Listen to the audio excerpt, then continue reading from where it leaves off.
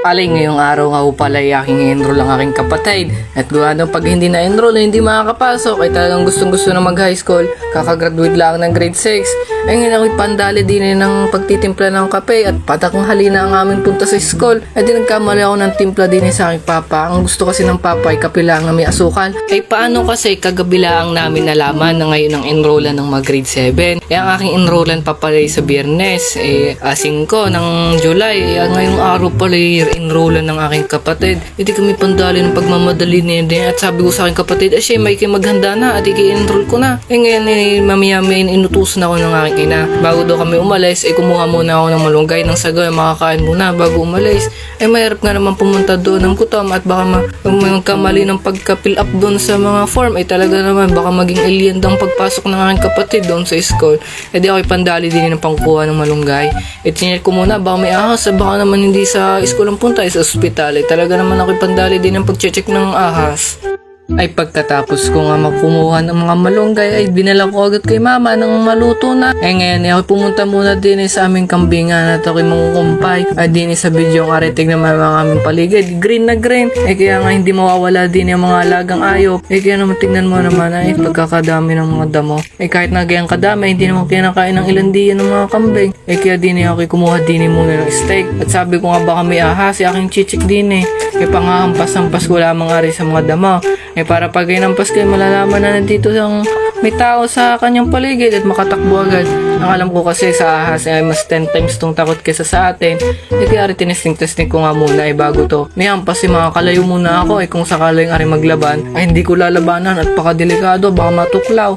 At sa mga punto nga naman na ay kakaputol ko lamang ng mga kahoy. Ngayon ako'y din pandali din ng pagbibidyo at baka nga naman maganda-ganda rin pagbidyohan. Ngayon tignan nyo naman pagkakalaki ng mga pinutaw. Din ako'y binidyohan muna. Ngayon kakatapos ko lang. Hinati ko lamang sa dalawa yung aking pinutol na mahugan. Kinuha ko lamang kasi din yung mga dahon-dahon para naman mapakain sa aming mga alagang kambing. Talaga naman gusto ng mga kambing yung mga gayon. Ngayon kumuha lamang din na madrik ako. Tinulisan ko lamang yung dulong niya para din ibugsok ulit din sa lupa. Pag hindi naman ari binugsok talagang mabubulok lamang. Sayang din naman pag ari tinanim pwede pang ipakain yung mga dahon-dahon na rin. Pag nabuhay talagang naman gustong-gusto yung mga kambing. Ewan ko na lang pag sila hindi nagsawa. Talaga naman aking dinaundi na para naman paglaki ng mga kambing sabay din aring laki ng aring mahugan ng are. Kaya muna tinanim ko din para naman sa susunod di na naman nakukuha ng mga ng mahugan at pagka tag-init talaga naman walang makuha na ng pagkain ng mga are. Tuyo lahat ng dahon, tuyo lahat ng damo talaga naman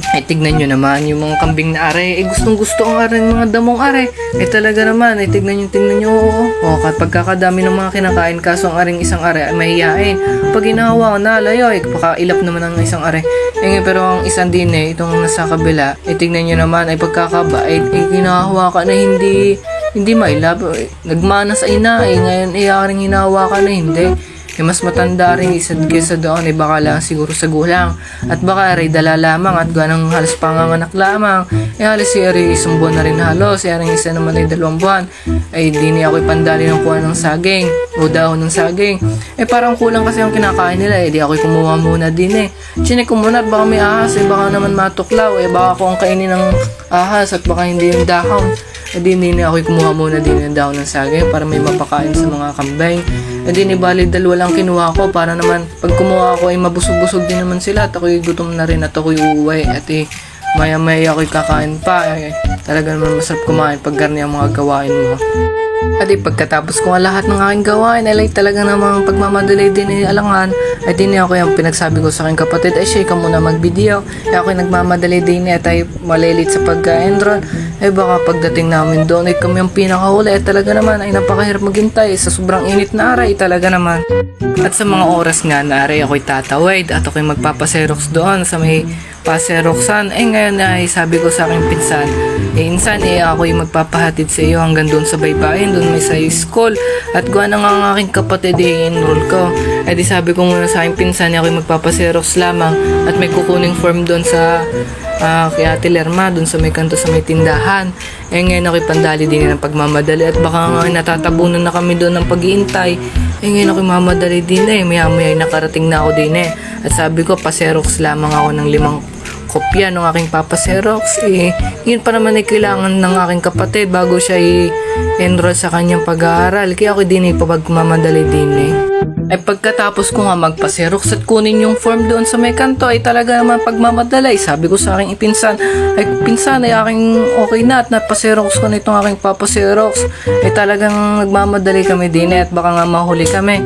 Hindi namin alam kung anong oras ng start, di rin namin alam ang oras nung tapos nung pag-enroll. Kaya naman kami alalang-alala at baka hindi ma-enroll.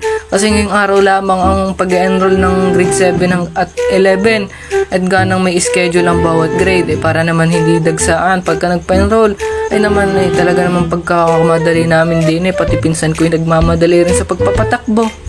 At sa puntong ari makikita si video na talaga namang kakarating lamang namin kala namin wala na nag-enroll kasi wala nang tao sa labas. Ay talaga kala namin i-deadline na di kakarating lamang namin. Dadaanan namin yung elementary school ng Baybayin. Ngayon hindi na kami. Sabi ko sa insan doon muna kami banda sa dula para tapat ng gate at makatawid na agad. Ay sabi ng pinsan, ay sige. Sabi ko, tinanong ko kung kami hintayin o uwi muna siya. Sabi hintayin daw kami at may kukunin din daw siya. Ngayon din kay pandali din ng pagbaba at baka mahuli nga ng pag-enroll. At dini nga, nakapila na kami kung saan kami magpapa-enroll. Ay sabi ng aking teacher, ari kay kapatid ko. Ay sabi ko, opo. Ngayon ako yun hiyang-hiya din mag-video. Ay yung pala yung aking cellphone ay naka-open light, yung nakailaw habang nagbibideo. Sabi ng aking teacher, ng Ma'am Alma, talaga man, sabi ang iyong ilaw ay nakabukas. Pagkakuha nga namin ng form din napipilapan, lumabas muna kami din sa tapat ng gate. Gawa nandito namin pipilapan para naman may lamesa. Pagkakahirap naman doon sa loob ay kapag kadami-dami ng tao nag-e-enroll, ay buti nga may dito, may bakanting upuan at lamesa. Dito na lang kami mag-fill up para naman relax at alam ko yung aking sakto may piso wifi. Ngayon nakalimutan ko magdala ng ballpen. Di ako pandali ng pagbili ng ballpen. Tinanong ako kung 0.5 o 0.7. Sabi ko 0.5 ay mas okay na yun kaysa sa akin. Ngayon pagkatapos nga namin fill upan yung form, agad na akong pumunta din kay mama at ipapasok ko na ring pinilapan ko. Di ako pandali din ng pagpila. Ngayon di na nga napansin na teacher na nakailaw aking cellphone. Di pandali ako ng pagpatay din ng video.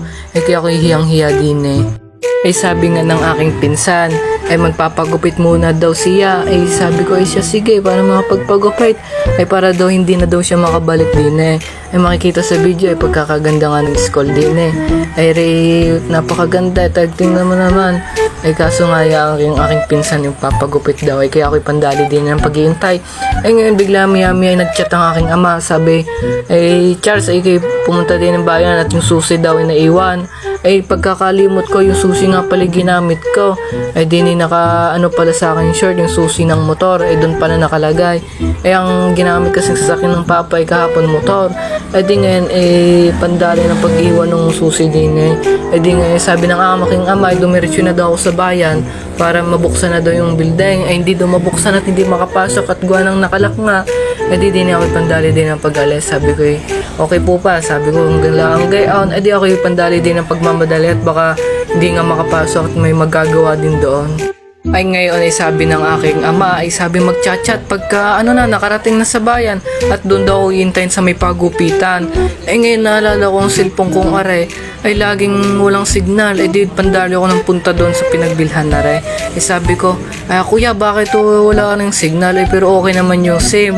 Sabi ng tinesting ng mga doon ngayon pagdali sila ng pagtitesting at paggamit ng ibang SIM at baka nga yung SIM card ko ang may problema in-on at in-off na nga nirestart na ang cellphone lahat hindi pa rin matagpuan kung anong sira sabi ng nagagawa baka rin sa cellphone ngayon maya nga nakita ng naka-airplane mode pala hindi ko rin napansin na naka-airplane mode pala di kami ako'y pandali din tawa kami doon sa loob sabi naka-airplane mode pag naka-airplane mode talagang hindi yan gagana ng data sabi nga gayon sa akin kaya ako hiyang-hiya din kaya ako naman ang punta ko din manghiram ng pen at talaga naman hindi ko maintindihan at bakit gayon nga hindi ko machat-chat ang aking ama at wala nga signal. Ngayon nga din sa mga puntong ari pagkagaling ko dun sa cellphone ng pinagbilhan na Ay sabi ng aking ama ay kanina pa nga daw ako iniintay at ngayon may pupuntahan kami. Ay ngayon ay sabi ko kay Papa ay pasensya na po at gawa ng yung pinaayos ko parang cellphone. Ay ari namang cellphone na yung pala data lamang ang may sira, yung airplane mode. Ay napindot ko alang atat nung nagbibideo ako. Ay ngayon eh sabi ng apa ay siya sige. Ay ngayon eh pumunta kami din. Ay bibili kami ng ng soya pang pakain sa mga halagang hayop. At din na nga lang kami nagpark. Aray, barangay Itlogan ata aray, makalampas dun sa dinaan ng sementeryo. Ay kay bumili muna din ng tao. Ng soya ba yun? Ay ngayon ay nakita ko din na yung nagtitinda sa amin ng tao. Ay di sabi ko dito pala nakatira. Ay ngayon ay pagkatapos nga namin bumili ng soya, ay talagang na umalis agad kami. Sabi ko sa aking ama, pauwi na tayo. Ay sabi ng aking ama, hindi pa tanghali pa lamang. Ay sabi ko, siya, hindi pa pala uuwi. Ay di niya ako'y pandali ng paghihintay din Ay tignan naman na pagkakatraffic din sa may tapat na are. Ay kailangan na paghihintay namin din Ay sabi ko sa aking ama, walang iya. Ay talagang mag-aantay at mag-aantay. Dining sa mga puntong aray, sabi ng aking amay, siya, uuwi na tayo. Ay ngayon sa tatanong ko sa aking ama ay, pa ako ga magdadrive? Sabi ng aking ama, ay kung gusto mo mag-drive, ikaw ang tutubos. Ay pagkakarami nga naman dining manghuhuli. Ay sabi ko nga, siya, wag na lamang. At next time na lamang, sabi ng aking ama. At dining sa bidyong aray, kakarating lamang din namin. Ay sabi ay sundin ko daw ang aking kapatid. Binabangala ang pala ko din at ganang yung aking kapatid doon na sumakay sa kutse. Yun o, yung kulay pulang yan. Ay ngayon sabi ng aking kapatid, babay daw. Sabay lamang naman kami uuwi. At di na yung pandali din ang pagbukas ng gate at kukunin ko yung motor. At ganang para makauwi na at mahabol. Ay ngayon naipit ang aking pa. Ay talaga namang buti na lamang at may pahabol rin sa dulo. Ay di pandali din ng pagtulak na uli ng gate. Di para akong luko din tulak sara. Talaga naman. Eh ngayon pagtingin ko sobrang napakainit ng motor. Ay kala mo magpiprito na. Kala di buti na lang at may damit. Eh di pandali ako ng sapin din At gawa ng mainit nga naman. At di talaga naman ako pagmamadali din At di nga pagka-uwi namin, ako'y naligo na at gawa ng mag-alas 4 na rin. Talagang paghahanda at gawa ng kami sasamba sa kapilya. Araw-araw ng Miyerkules, talagang ngayon lang ako nag-record, nag-voice over ngayong Webes. Ito yung mga aking susuotin. Ito yung mga outfit check nga natin diyan, brown pants and long sleeve na kulay blue, black na black, at saka brown na sapatos. Tingnan mo naman, napakaganda. Ibili ng aking ama. Kaya ang bata ito lang tuwang-tuwa. Tignan mo naman, may pagingking pang aking hindi ako nag-finger heart na lamang at baka masabi na ako'y kasali sa gangster. Hindi naman ako gayaon at gawa na ako'y napakabait na bata. Ay nga na din kakaalis lamang namin din at gawa nga ng baka malate nga naman kami. Sabi na nakita ko sa dulo, sabi ko pinsan yun na. Ngayon pandali kami ng pagmamadali at baka kami makasabay at gano'n yung aming tita ay baka sumamba din. Ay di kami din pandali. Sabi ng aking ama, maabutan natin yan kahit ganyan katulin lamang. Ang tulin ng aking amay 40 lamang ay talaga namang mahabol nga naman. Sabi ng aking ama, siya wag na lamang kayo sumabay at baka nga nakatupad na yung aking tita. Maya nga nung nahabol nga namin sa kanto kami pinasabay talaga naman. Ay di kami para hindi nga maabala ang aking ama at gawa nang may gagawin pa. Di sumabay na lamang kami at sabi ng aking kuya siyo siya daw ay pakapilya din. Di kami pandali din ng pagsabay. Di naman ipaglabas din pagkakatagal at gawa ng pagkakarami ng sasakyan. At sa mga punto nga na sinubad ko na yung aking jacket. At pagkakainit nga naman, kami maglalakad pa din, kami pawisan na pawisan. Di kami din naglakad na lamang at sinama ng aming tita. Ngayon pagkakahaba-haba na ng aking video, nasa 30 minutes o magpi 15 minutes na. Naku, masasayang ang inyong oras. Kaya naman dito ko na lamang puputulin. Salamat sa inyong panonood. Sana suportahan niyo pa ako. Dinadaanan niya namin yung barangay ng San Carlos. Paalam na lamang sa inyo at maraming salamat sa inyong suporta. Hanggang dito na lamang mga kalae. Maraming salamat sa panonood ninyo. Muli, ako si Miguel. Medyo masipag pero maraming pangarap. Kaya tara, mga kaalaay, batanggin nyo.